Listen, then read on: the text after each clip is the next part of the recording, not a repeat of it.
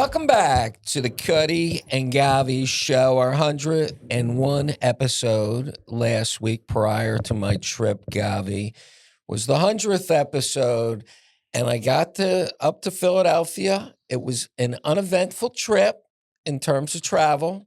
My flight originally was postponed an hour, but it caught up, and my flight back was perfect. So, Govy, I know you called a whole bunch and you were really smiling and hoping when that flight was delayed an hour that I was going to be depressed and miserable. But there you go. I made it. It was perfect. It was a dream. By the way, there was no weather and it was still delayed an hour. I was cheering for a little thunderstorm here and there, but no, I had my first class seat. It was beautiful. I'm heading back up in July. I got to go up for 4 days. It was a beautiful thing. I didn't eat the food. I didn't have a drink. I don't drink. And it was beautiful. Anyway, Govy, before we get into Iran and Israel, let's talk Caitlin Clark. I mean, Caitlin Clark is the greatest, maybe the greatest WNBA player of all times. How do you say it? WNBA? WNBA. I don't know. You know what? You can't say someone's the greatest of all time. She's played literally a year. All right. College, collegiate. You know what? Her body of work has to prove. Without her, the tickets are $3. Right. Without her. Without her, it's $3. You know, when she's hurt. Right. When she's there, what is it, $50? But not just that. When she plays, they go to the big arena, like the game where the Indiana Pacers play, that holds 16,000 fans. Without her, they play in a gymnasium, like a high school gymnasium, basically. It's like they maybe get 2,000 fans. But what's remarkable, she is the league, and they're allowing these other players to push her to the ground, abuse her, and they're not calling any fouls or penalties on it. It's crazy. I mean, it's really awful what's going on with Caitlin Clark. And I mean, I watched a couple highlights. She was shooting shots that were insane. She is really good. I'll tell you what she did. This past week, the day that she got her first game back after an injury, she had a 45-second span that could have been the greatest 45 seconds in WNBA history. She was making three-pointers from like the logo. I mean, it was incredible to watch something like that. I mean, what I don't understand about women, I mean, it goes. Yeah, there's a lot of things I don't understand about women. And this is where men are having a tough time with the WNBA, because they're looking at it and they're saying, here's this struggling league, losing money every year. The golden goose comes, and all of a sudden, you got racism is coming into play, jealousy's coming into play. They're doing everything they can to destroy a person that is raising the league. And where you really had to lose it is this Brittany Grenier, the Russian chick, who, by the way, she's a superstar. She was maybe, I think, the best WNBA player of all time, because she's like a girl that got arrested in Russia, folks. Right. She got arrested in Russia. She's in jail.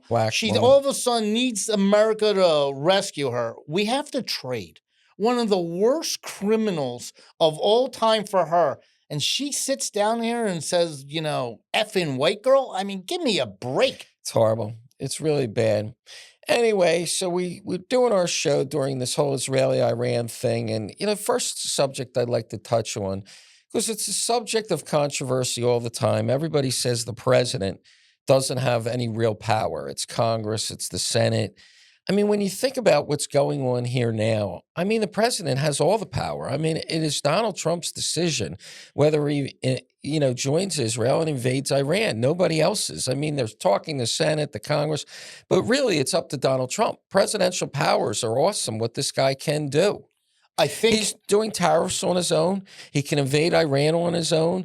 He's fighting with the Federal Reserve on his own. I mean, the president has a lot of power still. He does, but I think the problem that a lot of people have is they don't understand the laws. A lot of the young kids today, they still are confused on what's legal or not. You know, a lot of people think that the illegal immigrants that are here, that they did not commit a crime, when they did. They're already committed a crime by coming in here. That's not really a crime. It is a crime, though. I mean, are you going to go to jail for that? You're just going to get deported. But you're allowed to deport them. They're basically saying that they don't even get a chance to, deport them. Right.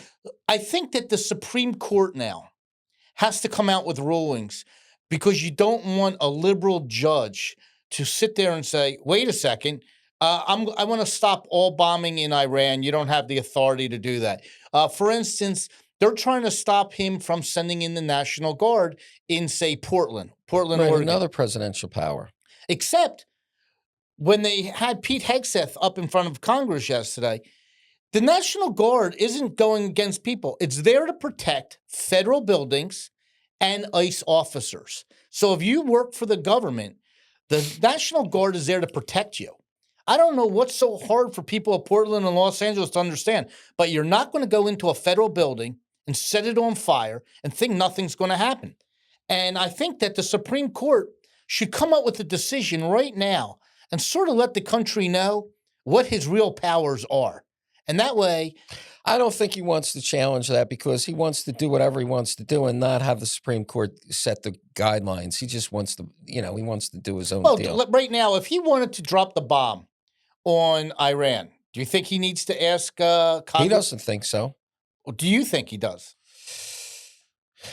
I guess my issue with that whole thing is the secrecy of it. I mean, he can't even make a phone call without it leaking.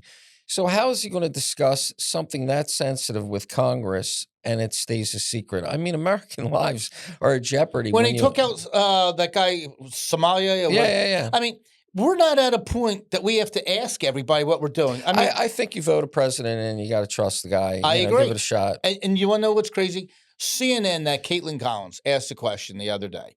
Because not only does she do her TV show at night, she's also the CNN White House correspondent. Yeah, I see that. So she asked the question like, when are you going to be ready to, when are you going to strike Iran with this B-52? Where you can tell? I mean, he has to sit there and basically, without it's almost funny, where he has to say, well, I don't think this is the time for me to let you know. Right. Do you want me to invite you? You want to bring a film crew? Do you want me to give you a heads up? I mean, what is she expecting him to say? Tomorrow, 10 o'clock. Like her whole deal is, TV FaceTime and shock value. I mean, she's a Trump and a woman. I mean, she's all about the shock value. I mean, she's trying to ask him the stupidest, craziest questions, and hopefully he'll slip up. But it happened. Have you ever been in a deposition? Yes. Where they ask you a question, then they give you 45 minutes of nonsense, and then they ask you the same question. Right. They're just trying. That's what she's trying to do. She's trying to hit him.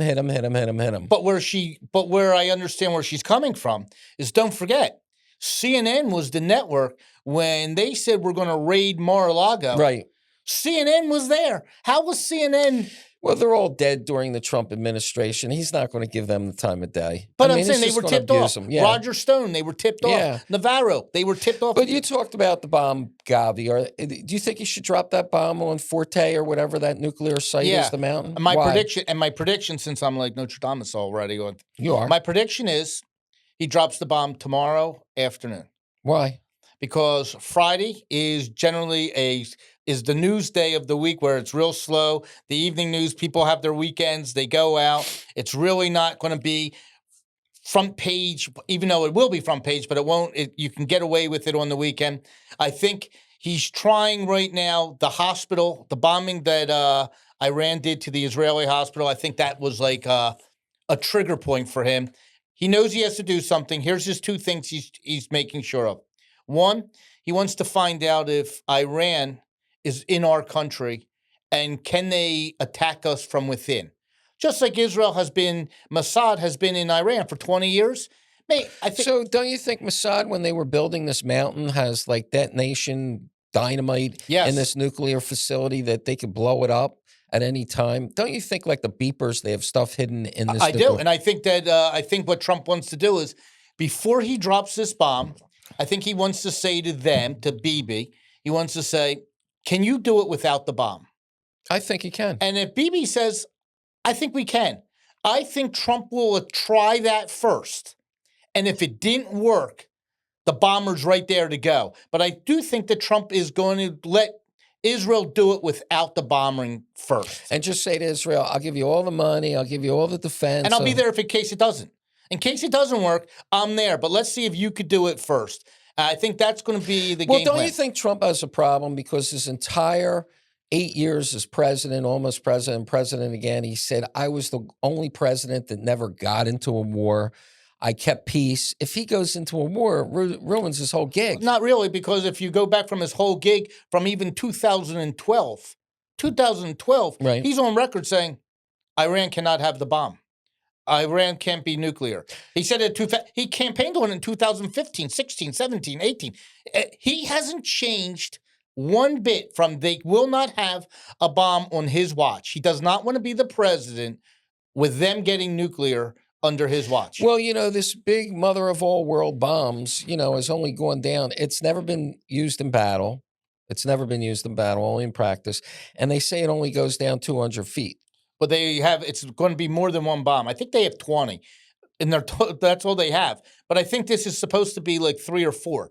So it's like, so they dig a hole 200, then they hit it again, right, and it's 400. Right, they and hit they it go again. So it's not going to be one And you bomb. think from the sky, 30,000 feet, they can hit the same spot each time. They took out his head of his military on the 3rd floor of an apartment building from the sky. No one else got hit. That one guy. Wow. I mean, that Ayatollah Khomeini has to, get me the Secretary of State. He's dead. Get me Secretary of Defense. He's dead. Get me this guy. National Security. He's dead. There's no missiles. There's nothing.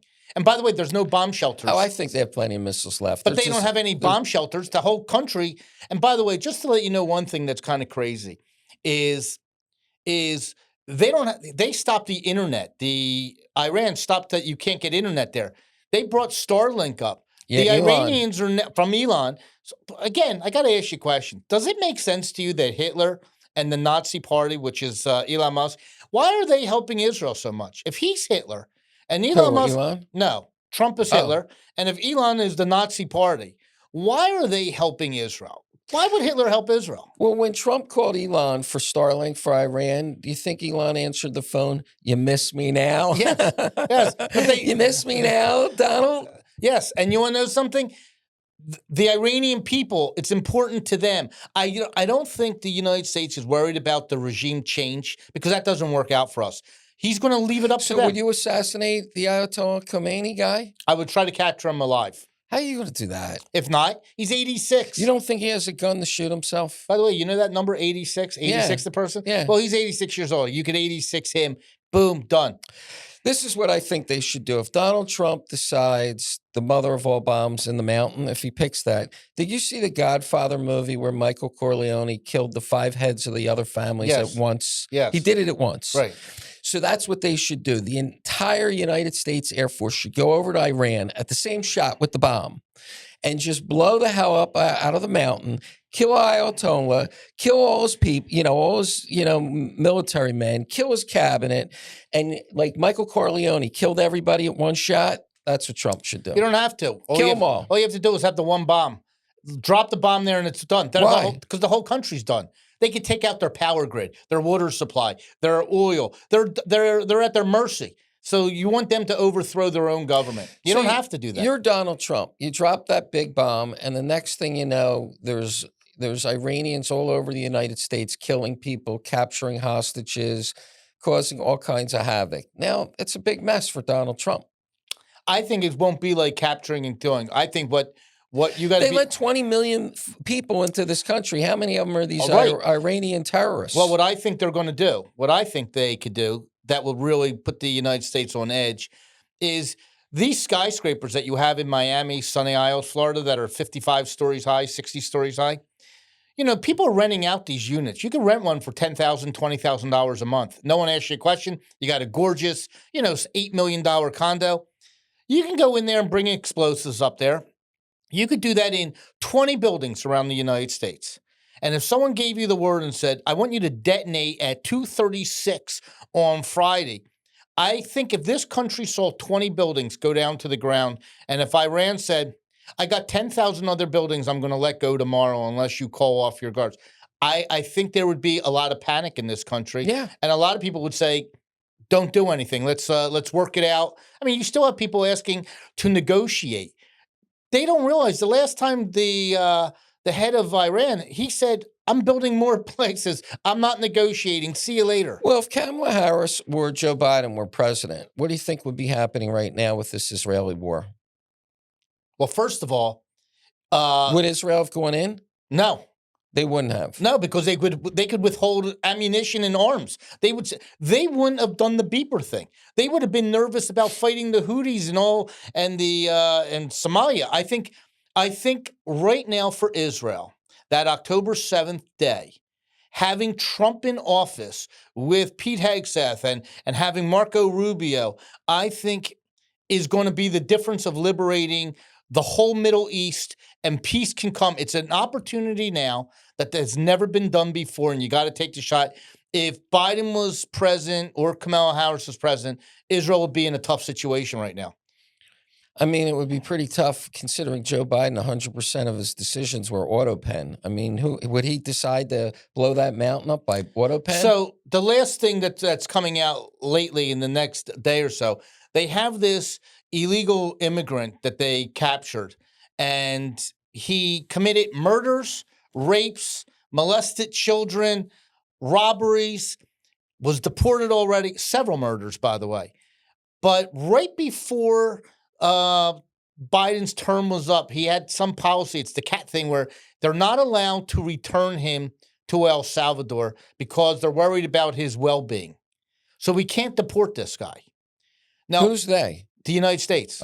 We're not allowed to deport this murderer. He's a convicted murderer, rapist, robber, and we can't because Biden put this executive order in. So they've got to see if the executive order, if it can be undone. And two is, who was Joe Biden in December? I would like to know all of his executive orders that he did Doesn't matter by now. AutoPen. Doesn't matter? Yeah. What can you do? What can you do? Are you going to say to Adam Schiff he doesn't have a pardon? You could say to the Supreme Court, which they would be a little nervous of, if the Supreme Court saw this decision and saw maybe he wasn't in the right mind, he is in no position to put an executive order on something that is a national defense to the United States. But, Govy, right now, car lots are this far apart. Home cars are this far apart. I was just over at a car dealership, and you can't believe the discounts they're giving. Home builder sentiment is at an all-time low. Donald Trump is calling Jerome Powell an asshole. Yeah, he's using the word asshole. He's saying late Jerome. I mean, he's begging the guy to lower rates because we have a lot of long-term, short-term United States debt, that we're going to have to refinance from 3% to whatever, 5-6% or whatever it's going to be. I mean, we have so many problems. Housing's at a 29-year low. I mean, do we really have the time to go get Adam Schiff and deal with this crap and chasing all these guys? It's done. Move on. Well, you got to see what the executive orders are so it doesn't handcuff you. I mean, there's certain things right now that Trump can sign another executive order getting rid of the other. No, because you got these judges, these liberal judges that are saying, oh, no, you can't do it that way. So, it does make a difference. Look, Jerome Powell is going to lower the rates. And what I don't understand is if you lower the rates, we don't have to pay that much interest on the money that we have borrowed. Right. We say billions. It's billions, so I don't get it. The only thing that Jerome Powell has, which he's lucky because he's a deadhead, he's lucky. He goes home from work. The president of the United States calls him an asshole and a lowlife. He lights a big fat joint. Do you think he smokes pot? He's a deadhead.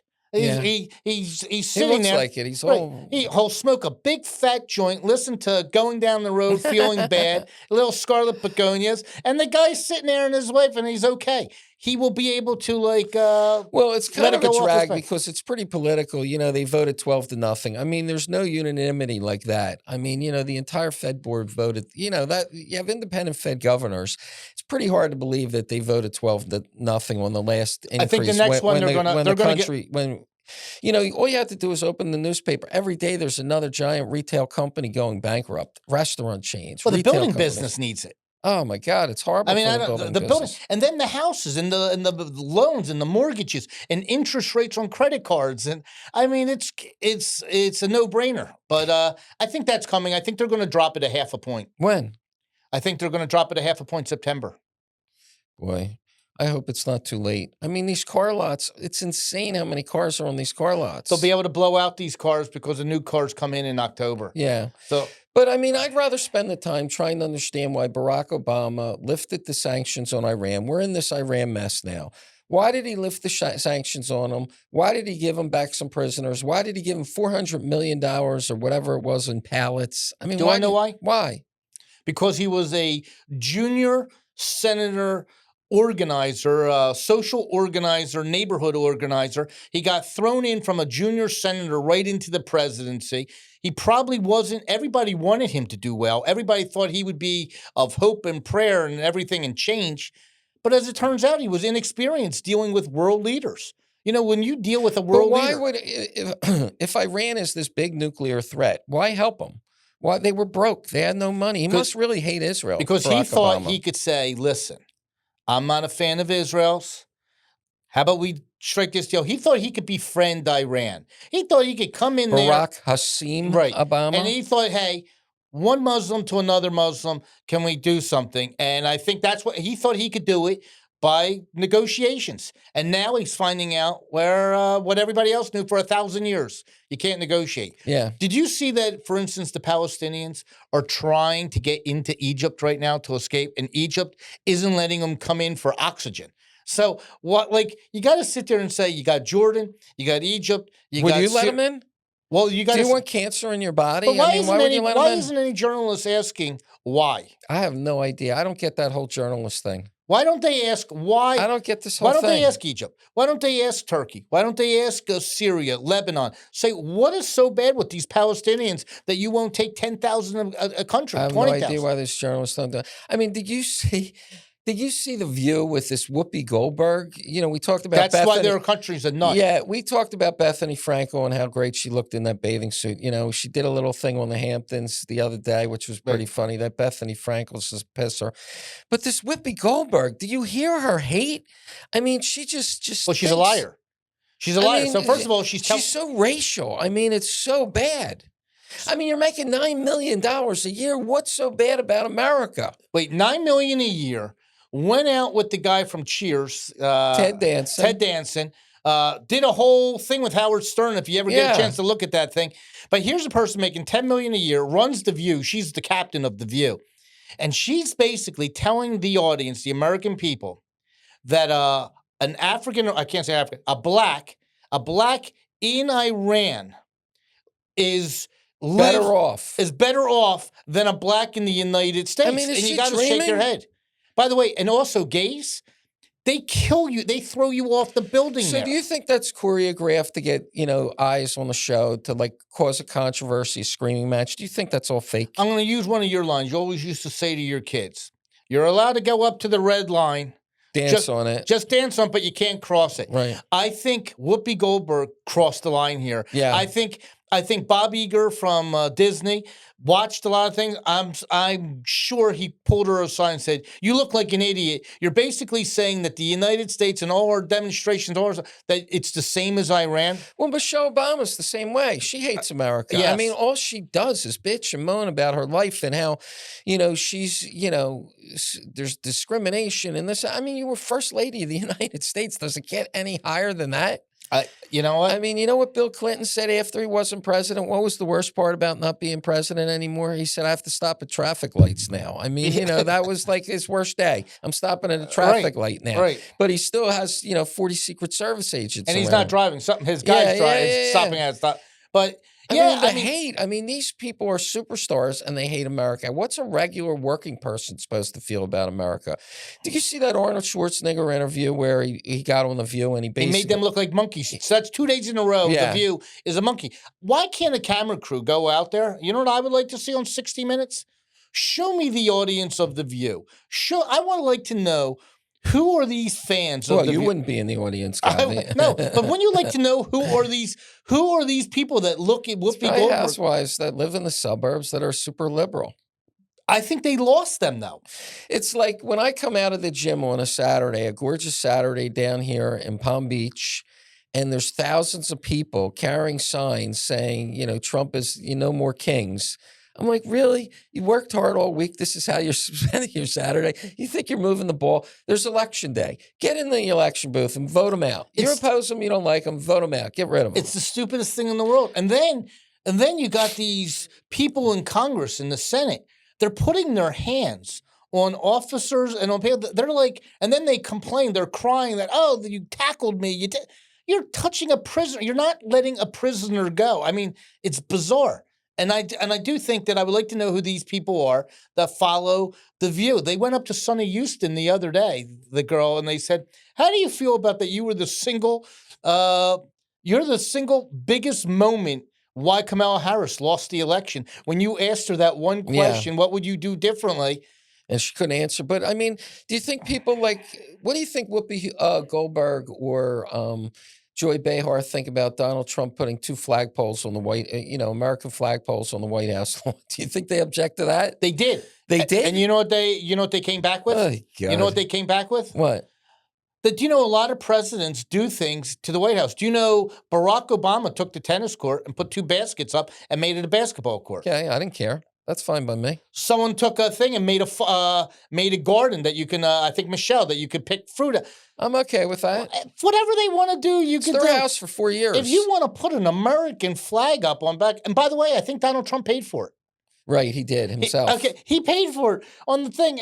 Why would I care about something like that? Someone else is allowed to put a bowling alley into the. I mean, you could do what you want to do.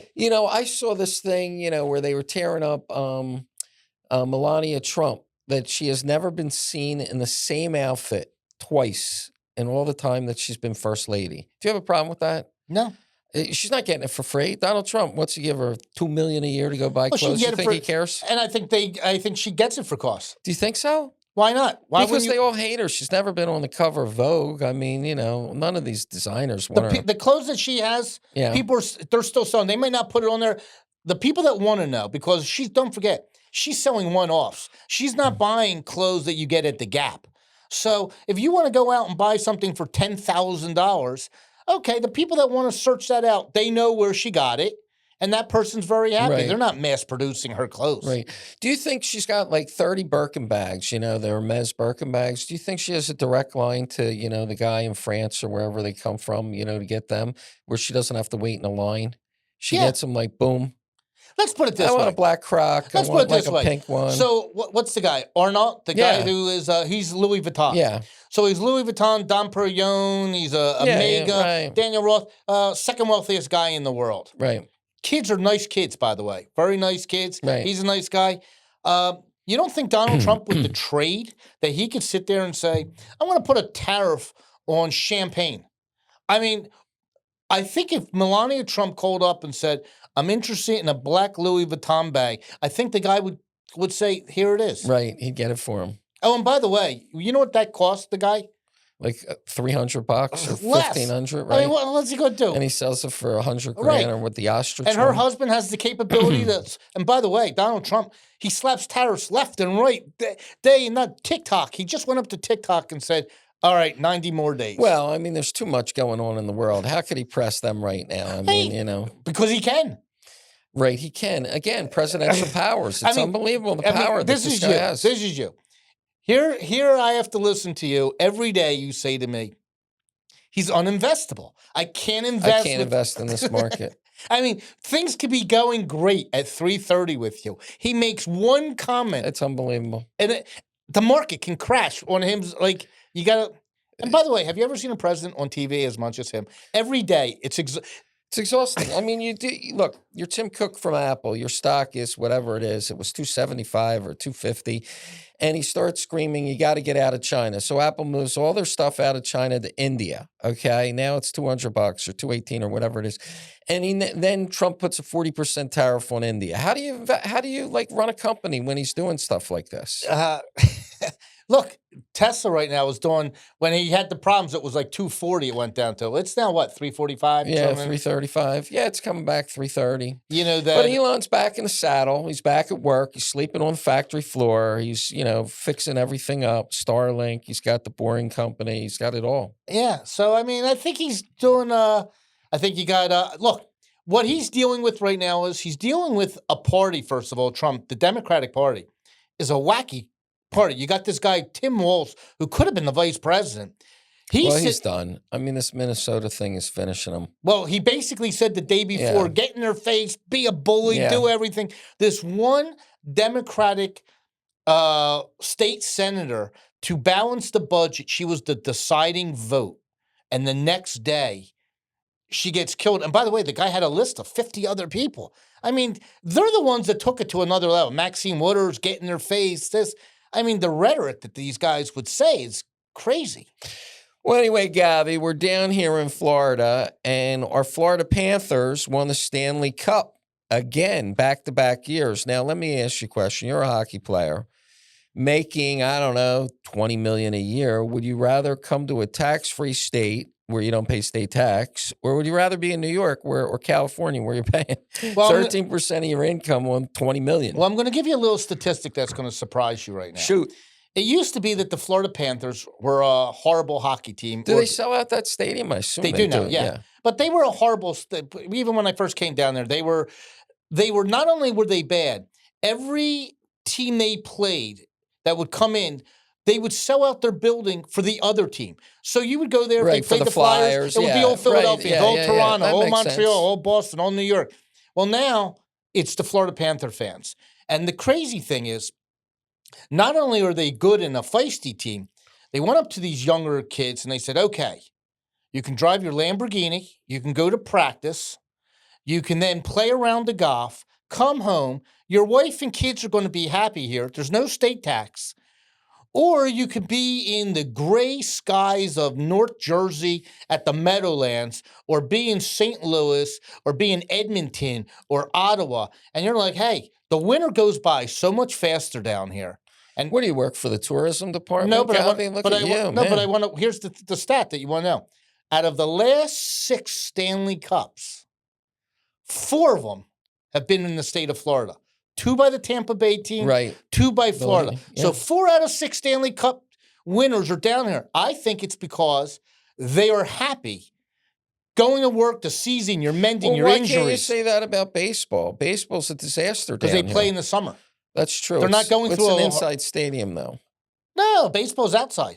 Not in Florida. Isn't that they can open it and close it. But it's air conditioned. Yeah, it's air conditioned, right. But I mean, they're in the summer. No one has a winter to go through. Even the NFL doesn't go through winter. By the way, Philadelphia is fun as can be up in November, December. It's Christmas spirit. People are happy. Christmas lights are out there. Then as soon as the winter comes, they're like, see ya, yeah, off you want to season. be in Green Bay for a football game in January or Chicago? Well, it's kind of fun. As long as you know that you're not going to be living there February and March, right? It's okay. All right, how about baseball? We have this guy, Ohani. What do you think of him? It's kind of crazy. I mean, they say he's making $500 million a year now. Yeah, everything in Japan. I knew, like, if I've been to Japan, everything is Dodger there. Everything he sells, every product he sells. Do you know they paid him $750 million, the Dodgers? And he said with their salary, I don't want it. Give it to me in 20 years. He has it down, making interest. He's not even going to ask for his salary until 20 years from now. Wow. That's what Allen Iverson did, right? No, Allen Iverson, they put $50 million. Nike or somebody $50 million Reebok. The day he turns 50. Because they thought he would spend all his money. This guy isn't spending all his money. This guy's making like literally $500 million a year, not even touching his thing. How about this guy, the U.S. Open champ, J.J. Spawn? Do you see that money changed his life? $3.5 million. His caddy got $350,000 for that win, or $400,000. The night before, his kid got sick.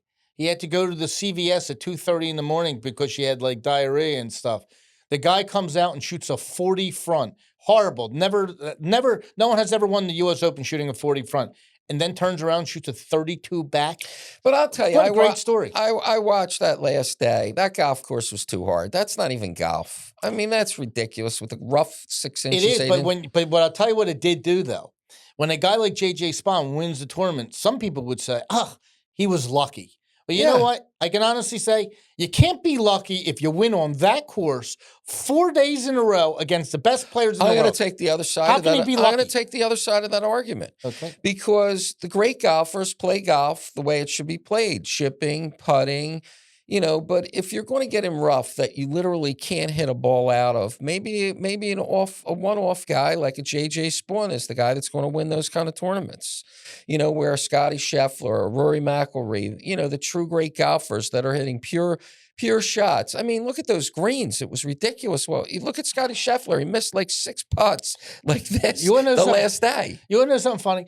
Do you know how in all sports an umpire can make a bad call and you're like, oh, can't we just make it where it's technical, or football, it's a referee? The one sport that you didn't worry about was like golf because they call everything on themselves. And even this tournament. With that water play?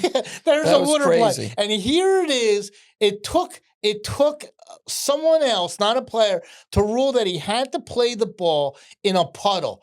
and he got double bogey, then bogey, and that cost Sam Burns the U.S. Open. Yeah, but they say golf 90% of the game is above your shoulders. Mentally, he was wrecked from that. I mean, when he couldn't get it the way he wanted to get it, and he missed the shot, he just never recovered from that. It was just bad. So one other thing I wanted to ask you if you watched. Did you watch at all the parade, the military parade? I did. And it wasn't his birthday. It was the 250th birthday of the Army, which is a year older than our country because we needed an Army before the country.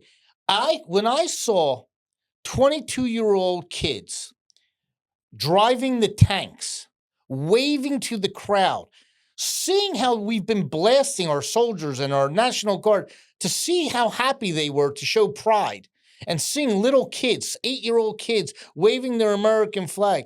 I think the Democratic Party, you got to be crazy if that didn't make you feel good. I mean, they were telling that's a king. I think they should do it every year. The recruitment went off the charts. Do you know what we spend a year, millions, to try to recruit people to come? I see that office down here. Unbelievable. Well, let me ask you. So we're in all this strife now with Iran, and are you comfortable with Pete Hegseth, who has no real experience being an admiral, a general, being Secretary of Defense? He was a Fox newscaster. Well, no, he was Harvard grad. Yeah, Harvard, Princeton. I get he's a break guy. A military guy. Yeah, he was in the military. Tours. But it's different from being tours there and running the Pentagon. You surround yourself. He has leaders that he still respects and he leads. Lloyd Austin, I don't respect him. He couldn't even withdraw from Afghanistan. He was a general. He couldn't even withdraw from Afghanistan correctly. Right. Then left our equipment there. Right, $80 billion. Well, Joe couldn't walk off a stage, walk on a stage. Then the second in command is in Puerto Rico on vacation, and Lloyd Austin decides that's when he's going to have surgery. Right. So, I mean, I think that I think this thing with the parade and stuff, I thought it was really great to see stuff like that. Now, are you ever concerned? Like, remember, I forget the name of that foreign leader, when they have a parade and all those guys have guns that somebody's going to shoot Trump?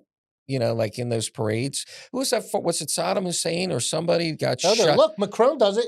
France does it. England does it. All these countries do these parades. How do they guard the guy? I guess he has bulletproof glass.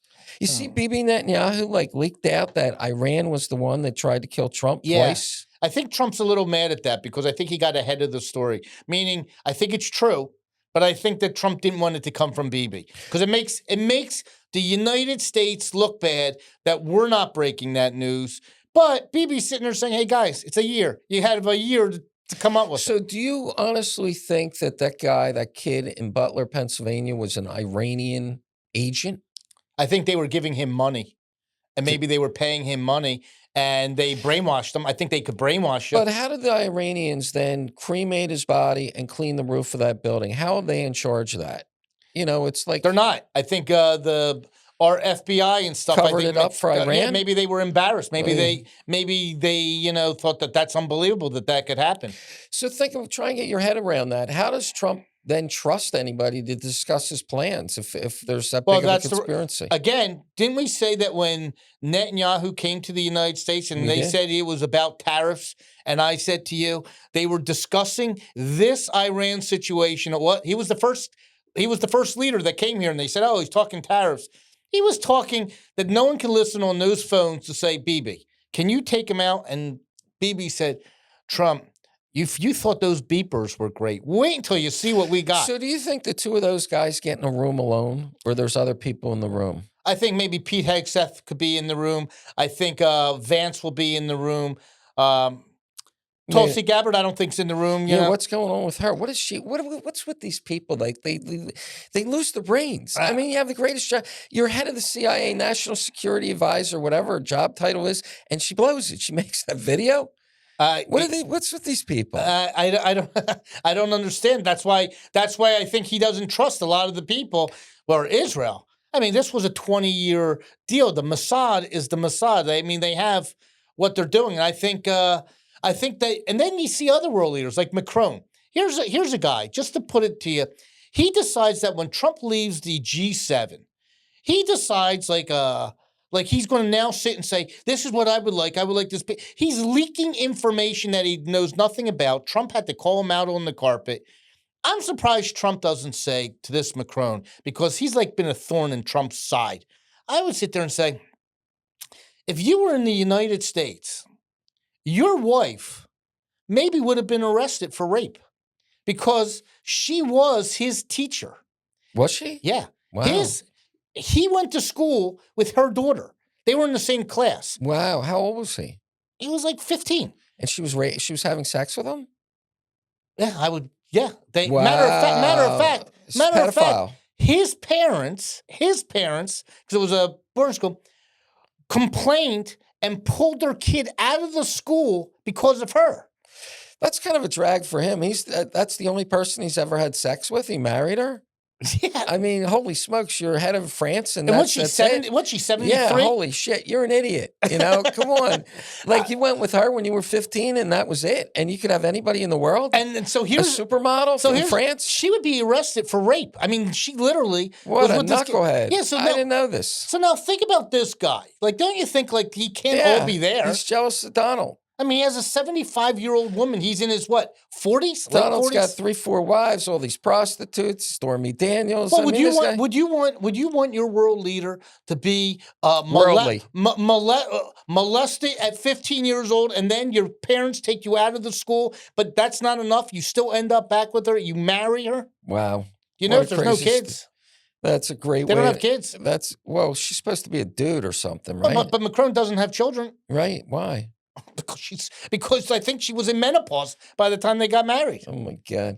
Well, Govy, what a great note to end our show on. Do you have anything on your big white sheet of paper you want to discuss besides La Colombe Coffee coming to our sponsor? La Colombe Coffee? Just the mail. I was up north this past week for the whole, 10 days. It's great coffee, isn't it? Oh my God. Every coffee store was mobbed. It was insane.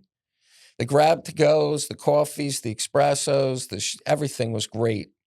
And we want to make sure we treat everyone well here. That means we're giving out discounts to senior citizens, students, first responders. Let's get open first, and we'll see what's our discount. Do we agree? No, but we're going to make sure that everybody is like that. But Govy, if there's a long line, you're a capitalist. Are you still going to give a discount if there's a long line? Yeah, because we want to be a singles hitter. We're not going to be this home run hitter. Right. We want to hit 1,000 singles. Okay. We're not a home run where you gotta like rob a bank to buy a cup of coffee. All right. At Starbucks, it's a lot of money. It's like $6. Right. Well, down here. All right, folks. What a great show. We'll see you next week. We'll see if Donald Trump drops the big bomb this weekend. All right, folks. Have a great week. See ya.